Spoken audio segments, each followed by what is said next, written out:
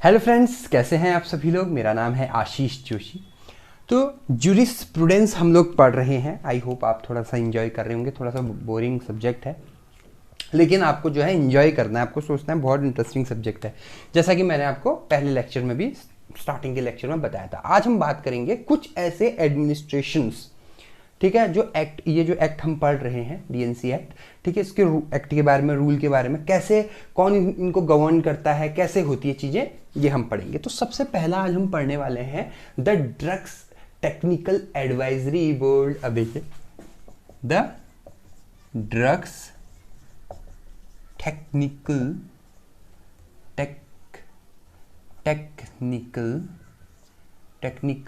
CAL advisory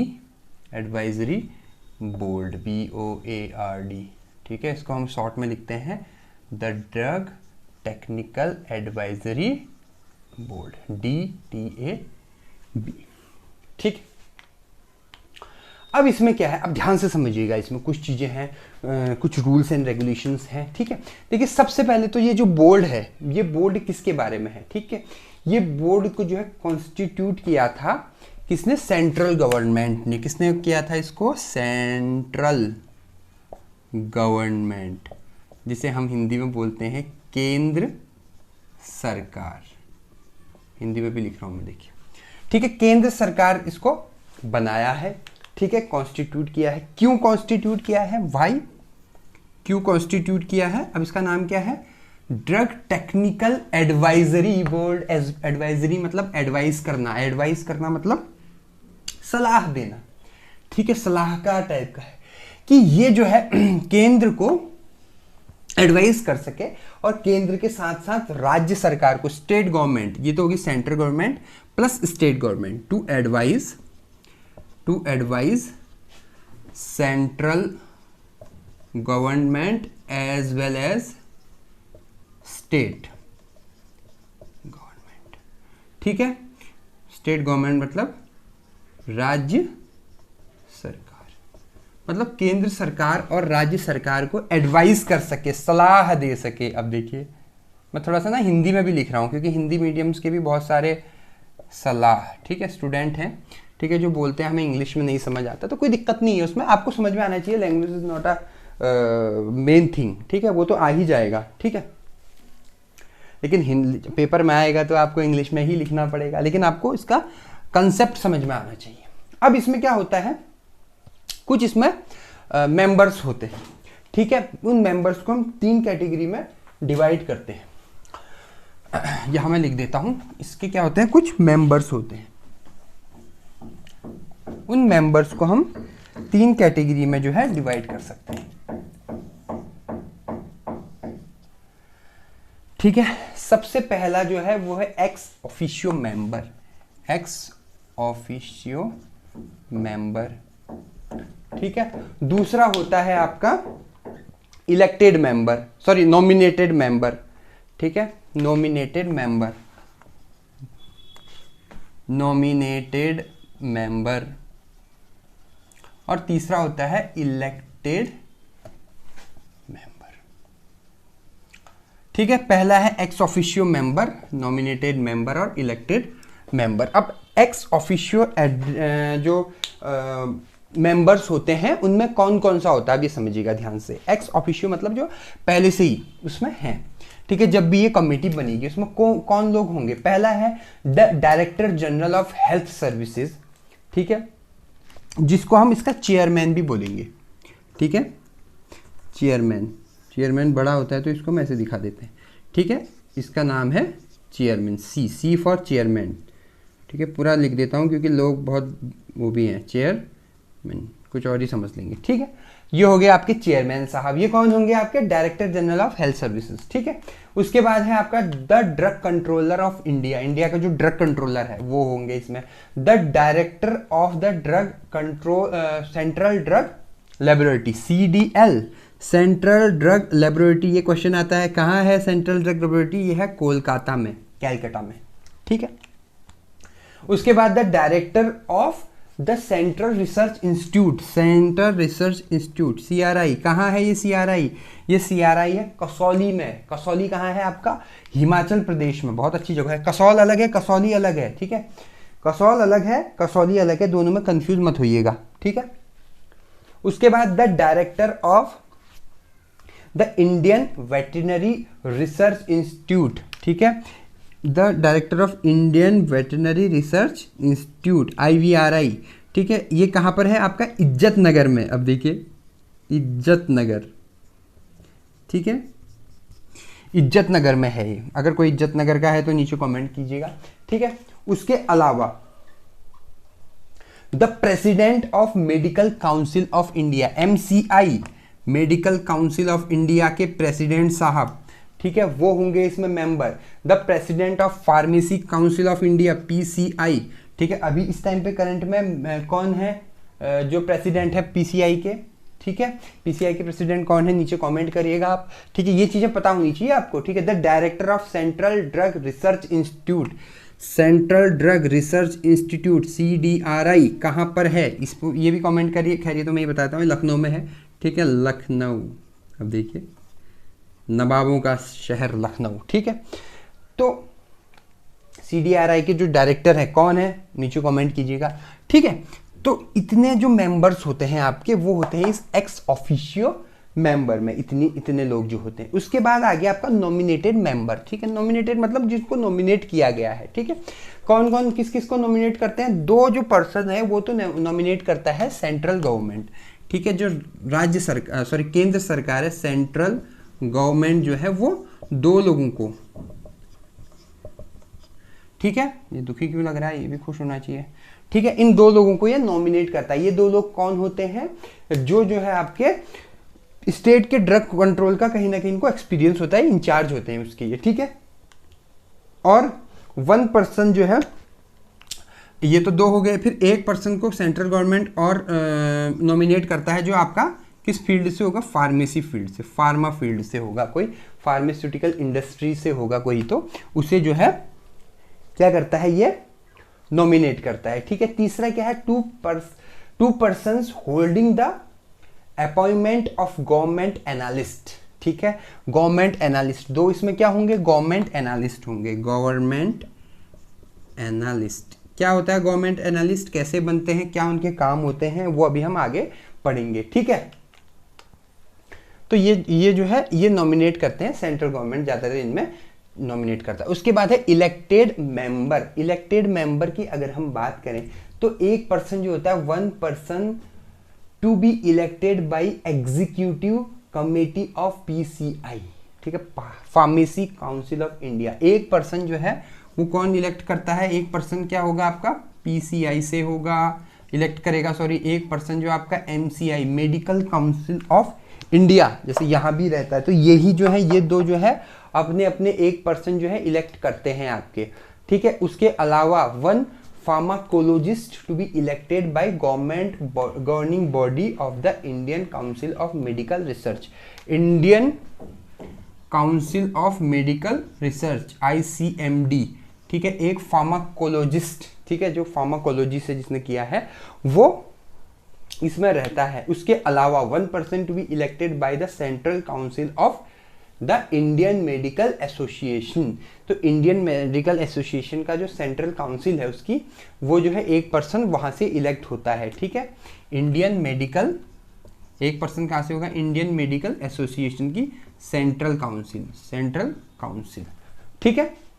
उसके अलावा 5वें नंबर पे क्या है? 1 person to be elected by council of Indian pharmaceutical association IPA, ठीक है। 1 पर्सन कहां से होगा? इंडियन IPA फार्मास्यूटिकल एसोसिएशन, ठीक है। तो इतने जो मेंबर होते हैं वो आपके इलेक्ट होते हैं। इतना सा है बस, ये देखिए।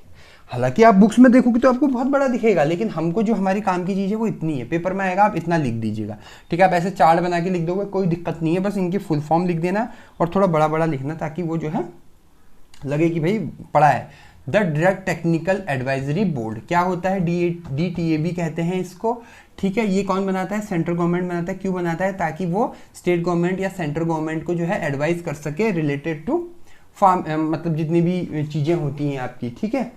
कि कैसे क्या करना है। तो भैया एक सलाहकार भी तो जरूरी है ना, एक सलाहकार भी तो चाहिए, ठीक है, टेक्निकल मैटर के लिए, ठीक है, लिखा है ना टेक्निकल एडवाइजरी बोर्ड, ठीक है, टेक्निकल मैटर में जो है एडवाइस कर सके उसके लिए जो है एक ये बोर्ड बनाया जाता है। इसमें कौन कौन से लोग होते हैं, इसमें 3 लोग होते हैं, ex officio member, nominated member और elected member. Ex officio member में क्या होता है आपका, इसका एक चेयरमैन हो गया, CDLK हो गए, CRE सारे लिखे हुए हैं, ठीक है, मैंने कहाँ कहाँ होते हैं भी मैंने आपको बता दिया है, ठीक है।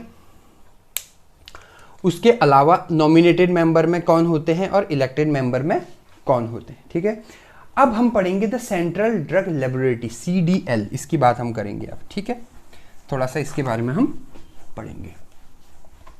ये क्या होता है सेंट्रल ड्रग लेबोरेटरी, ठीक है, the central drug laboratory, CDL, ठीक है, द सेंट्रल ड्रग लेबोरेटरी। कहां पर है ये द सेंट्रल ड्रग लेबोरेटरी, मैंने अभी बताया था जस्ट, कोलकाता में, कैलकाटा में, ठीक है। अब इसके बारे में थोड़ा हम पढ़ेंगे। The central drug laboratory is established by the central government under the control of a director appointed by the central government, ठीक है, सेंट्रल गवर्नमेंट के द्वारा ये बनाई गई है। किसके द्वारा बनाई गई है, सेंट्रल गवर्नमेंट, ठीक है, वो पिछले वाली जो है वो भी सेंट्रल गवर्नमेंट ने ही बनाई थी, ठीक है। कहाँ है ये, कैलकाटा में है, ठीक है। क्या करती है, अब इसके बारे में हम थोड़ा सा पढ़ेंगे। क्या करती है, टू एनालाइज और test samples of drug as may be sent to it by the custom collector of courts. मतलब जैसे टेस्टिंग वगैरह करानी क्या, सेंट्रल ड्रग लेबोरेटरीज, ठीक है, ड्रग लेबोरेटरी है। लेबोरेटरी में हम क्या करते हैं, ड्रग की टेस्टिंग तो करते हैं, नाम से, ये नाम से पता लग गया, पिछले वाला भी हमको नाम से पता लग गया था, ये वाला भी हमको नाम से पता लग गया है, ठीक है। उसके अलावा चूंकि जो CDL है, सेंट्रल ड्रग लेबोरेटरी है, ये पूरी तरीके से इक्विप्ड नहीं है कि ये कोई भी टेस्टिंग कर दे। ऐसा नहीं कि जो भी टेस्टिंग आएगी भाई XYZ हम सारी टेस्टिंग कर देंगे, ऐसा कोई ज़रूरी नहीं है। कुछ ऐसी टेस्टिंग होती है जो इसके पास इक्विपमेंट नहीं है, तो ये क्या करता है, कुछ अदर और भी बहुत सारी जो गवर्नमेंट लैब्स होती हैं वहाँ भी जो है इनको ये भेज सकता है। जैसे सेंट्रल रिसर्च इंस्टीट्यूट है, CRI, कहाँ है ये, मैंने बताया था, सेंट्रल रिसर्च इंस्टीट्यूट कहाँ है, कसौली में है, ठीक है। और एक चीज़ और है, इंडियन फार्मास्यूटिकल लैब, ये कहाँ पर है, ये है गाजियाबाद में, ठीक है, ये कहाँ पर है, ये है गाजियाबाद में, ठीक है। होम्योपैथिक फार्मास्यूटिकल लैब वो भी कहाँ है, वो भी गाजियाबाद में है, ठीक है। तो इन जगह जो है वो भेज सकती है ड्रग को टेस्ट करने के लिए, ठीक है। जितने भी सैंपल्स हैं, ठीक है, वो कैसे होंगे, एक रजिस्टर्ड पोस्ट के थ्रू जो है भेजे जाते हैं, सील पैक करके बढ़िया से एकदम, ताकि उसमें कोई एडल्ट्रेशन वगैरह ना हो, भेजे जाते हैं और उसके बाद जो है फिर कंप्लीट हो जाता है, उसकी रिपोर्ट वगैरह बन के फिर इसी के पास आती है। मतलब ये मेन काम यही है इसका, सेंट्रल ड्रग लेबोरेटरी का टेस्टिंग वगैरह का रहता है, जो गवर्नमेंट की बात हो रही है यहाँ पर, ठीक है। उसके बाद है आपका the drug constitutive committee, DCC, drug constitutive committee, ठीक है। आई होप आपको चीज़ें समझ में आ रही होंगी। ड्रग कॉन्स्टिट्यूटिव कमेटी, अब इसमें क्या है ना, ये चीज़ें कहानी जैसी है, इसको अगर आप सुनोगे, नोट्स मैंने भेजी हुए हैं, फ्री ऑफ कॉस्ट आपको नोट्स मिल रहे हैं, ठीक है। नोट्स आपको आएंगे और जो है नोट्स से आप जो है इसको देख लीजिएगा, ठीक है। अब इसमें क्या है, ड्रग कॉन्स्टिट्यूटिव कमेटी में क्या है, ये भी जो है सेंट्रल गवर्नमेंट ने ही बनाई है, सेंट्रल गवर्नमेंट, ठीक है। Also an advisory board constituted by the central government for the purpose of advising the central government, the state government and the DTAB। अब DTAB हमने स्टार्टिंग में पढ़ा था, ठीक है, ड्रग टेक्निकल एडवाइजरी बोर्ड, ठीक है। मतलब ये जो DCC है, ये क्या, सबको एडवाइस करने के लिए इन्होंने एक ड्रग कॉन्स्टिट्यूशन कमेटी बनाई थी, ठीक है। किससे related advice, on any matter tending to secure uniformity throughout India in the administration of this act. सही बात है। सेंट्रल गवर्नमेंट, स्टेट गवर्नमेंट और DTAB, drug technical advisory board, इन सबको जो है ये एडवाइस करता है, ठीक है, कॉन्स्टिट्यूशनल रिलेटेड एडवाइस। सिंपल सी बात है, इतना ही मैंने इसमें डाला। उसके बाद है गवर्नमेंट ड्रग एनालिस्ट, जो मैंने आपको बताया था, इंपॉर्टेंट टॉपिक है ये वाला, गवर्नमेंट ड्रग एनालिस्ट, ठीक है, गवर्नमेंट ड्रग एनालिस्ट। बहुत गर्मी है, बहुत ही गर्मी है, ठीक है। गवर्नमेंट ड्रग एनालिस्ट क्या होता है आपका?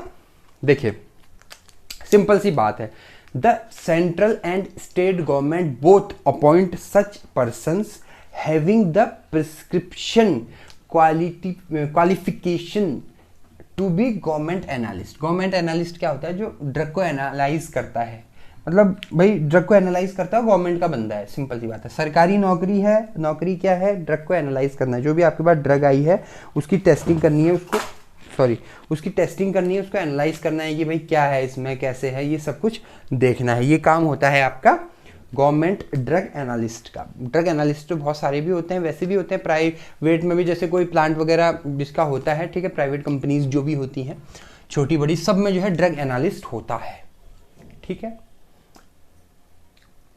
अब इसमें एक इंपॉर्टेंट चीज ये है, जो भी बंदा ड्रग एनालिस्ट होगा, अब ध्यान से समझना मैं क्या बोलूंगा, जो भी बंदा ड्रग एनालिस्ट होगा उसका कोई भी फाइनेंशियल इंटरेस्ट नहीं होना चाहिए रिलेटेड टू इंपोर्ट, मैन्युफैक्चर और सेल में, ठीक है। इंपोर्ट मैन्युफैक्चरिंग एंड सेल, किसका? Of D&C, drug and cosmetics का, ठीक है। ड्रग ऐसा नहीं होना चाहिए कि भाई ये गवर्नमेंट का बंदा एनालिस्ट भी है और ये दवाइयाँ खरीदता भी है, बेचता भी है और सेल भी करता है, बनाता भी है, इसका खुद का भी इसने खोला हुआ है। ऐसा नहीं होना चाहिए, क्योंकि ऐसे में क्या होगा, करप्शन के चांसेस ज़्यादा रहेंगे, ठीक है। अपने काम को ये प्रॉपर नहीं करेगा जैसे इसको करना चाहिए, ठीक है। हो सकता है किसी स्पेसिफिक कंपनी का बारे में अच्छा रिजल्ट दे दे और किसी कंपनी का रिजल्ट गिरा दे, तो काफ़ी पावर्स आ जाएंगे इसके हाथ में। इसलिए ये मेक श्योर किया जाता है कि जो भी गवर्नमेंट जो एनालिस्ट है वो जो है आपका इंपोर्ट, मैन्युफैक्चरिंग या सेल ऑफ D&C में नहीं होना चाहिए, ठीक है। क्वालिफिकेशन की बात करें, ठीक है, क्वालिफिकेशन में सिंपल सा क्या है, ग्रेजुएशन होना चाहिए उसके पास, मेडिसिन से रिलेटेड कुछ भी, ठीक है, मतलब साइंस, मेडिसिन, आपका फार्मेसी या फार्मास्यूटिकल केमिस्ट्री, ठीक है, रिकॉग्नाइज्ड यूनिवर्सिटी से जो है इसका ग्रेजुएशन होना चाहिए। और उसके बाद जो है आपका पोस्ट ग्रेजुएशन जो एक्सपीरियंस है उसको 5 साल का होना चाहिए। पहले ग्रेजुएशन और फिर 5 साल का 5 इयर्स का एक्सपीरियंस। उसके अलावा पोस्ट ग्रेजुएशन है, या अगर एक तो ये है आपका, दूसरा है पोस्ट ग्रेजुएशन है प्लस 3 साल का एक्सपीरियंस। पोस्ट ग्रेजुएशन है और 3 साल का एक्सपीरियंस है, वो भी चल जाएगा, ठीक है। ड्यूटीज क्या क्या होती हैं इसकी? सिंपल सी बात है भाई, जिसका नाम ही है ड्रग एनालिस्ट, ड्रग को एनालाइज करना, वो इसका मेन काम रहता है। कहीं से ड्रग आई है, ठीक है, एनालाइज करनी है ड्रग को भी, कहीं भैया क्या है इसमें, कैसा है, ये सब कुछ जो काम रहता है ये आपका गवर्नमेंट ड्रग एनालिस्ट का रहता है, ठीक है। तो आज हमने कुछ बेसिक चीज़ें पढ़ी हैं।